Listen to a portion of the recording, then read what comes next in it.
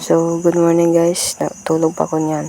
Pero, nakagising lang ako kasi maingay na sa labas. Kaya, ayan.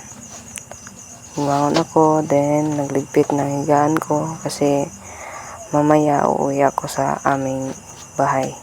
Nasa boarding house kasi ako. Kaya, ito, every morning, umiinom talaga ako ng tubig.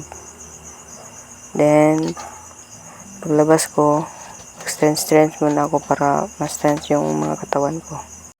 So ayun guys, hindi na ako nakapag-video kanina kasi nagmadali na ako kasi nandyan na si Papa sa baba, nahantay na ako sunduin. Ayan, uuwi na ako sa amin.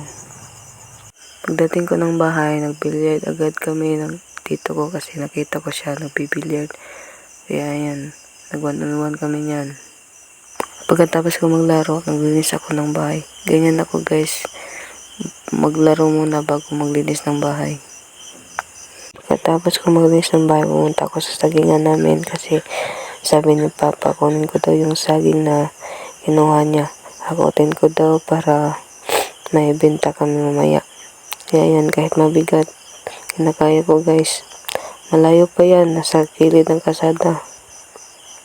Pagkatapos kong hakutin yung mga saging, pumunta ako agad kay Papa para tulungan siya na maglinis sa bakuran.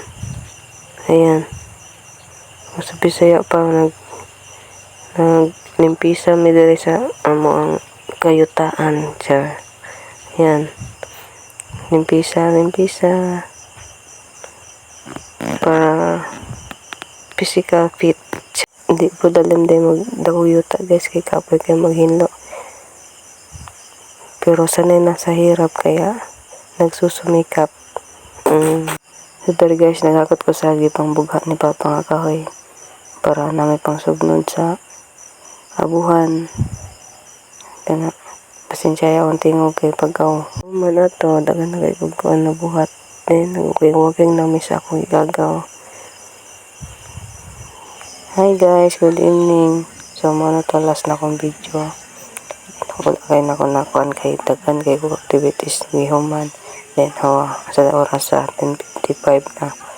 Tulog na sa mga tao ron. Thank you for watching. Bye-bye. Mwah.